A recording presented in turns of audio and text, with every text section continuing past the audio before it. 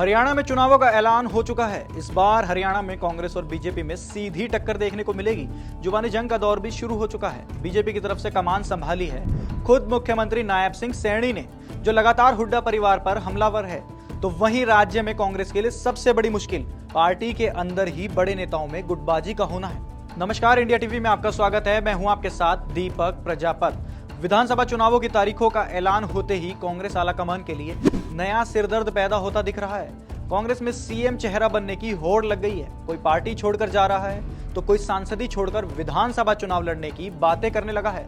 सिरसा से कांग्रेस सांसद कुमारी शैलजा ने भी विधानसभा चुनाव लड़ने की इच्छा जाहिर कर दी है।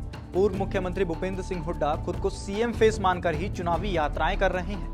हरियाणा में जहां बीजेपी का पूरा कुनबा एकजुट होकर महारा हरियाणा, नॉन स्टॉप हरियाणा के नाम से जन आशीर्वाद यात्राएं निकाल रहा है, तो वहीं कांग्रेस के दिग्गज नेता अलग अलग नाम से अलग अलग यात्राएं निकाल रहे हैं। राज्य के पूर्व मुख्यमंत्री भूपेंद्र सिंह हुड्डा धन्यवाद यात्रा कर रहे हैं, तो वहीं जूनियर हुड्डा के नाम से मशहूर यानी कि दीपेंद्र सिंह हुड्डा पूरे गाजे बाजे के साथ हरियाणा मांगे हिसाब के नाम से यात्रा निकाल रहे हैं। अब बात करते हैं राज्य में कांग्रेस के दूसरे गुट की। दूसरा गुट है सिरसा से कांग्रेस सांसद कुमारी शैलजा का।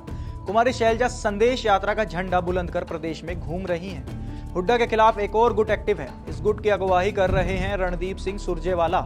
एक समय में राहुल गांधी के बेहद नजदीक रहने वाले सुरजेवाला भी परिवर्तन यात्रा के नाम से चुनावी सभाएं कर रहे हैं। अंदर खाने से मिली खबरों के मुताबिक रणदीप सिंह सुरजेवाला ने कुमारी शैलजा के नाम पर अपना साइलेंट सपोर्ट दिया हुआ है। लोकसभा में जीत हासिल कर कुमारी शैलजा के हौसले बुलंद है। अब यदि कुमारी शैलजा विधानसभा का चुनाव लड़ती है और प्रदेश में कांग्रेस की सरकार बनती है तो निश्चित तौर पर कुमारी शैलजा सीएम पद की रेस में शामिल हो जाएंगी।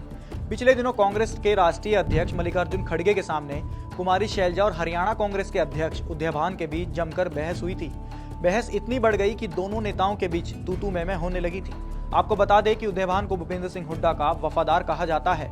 अब आपको बताते हैं कि दोनों नेताओं की जमीन पर कितनी पकड़ है। पूर्व सीएम भूपेंद्र सिंह हुड्डा जाट समुदाय से आते हैं और कुमारी शैलजा दलित समुदाय से संबंध रखती हैं। हरियाणा में कांग्रेस की राजनीति जाट और दलित वोट बैंक पर ही टिकी हुई है। 2019 के विधानसभा चुनावों में हुड्डा और कुमारी शैलजा की जोड़ी ने बीजेपी को जबरदस्त टक्कर दी थी। कुमारी शैलजा की तरफ कांग्रेस का झुकाव इस वजह से भी रह सकता है क्योंकि बीएसपी और आईएनएलडी का गठबंधन है।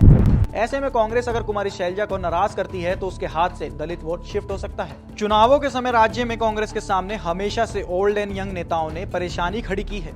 चुनावों के दौरान कांग्रेस पार्टी अनुभव और युवा के कॉम्बिनेशन के साथ उतरती है, लेकिन चुनावी नतीजों के बाद यही कॉम्बिनेशन कांग्रेस के लिए सिरदर्द बन जाता है।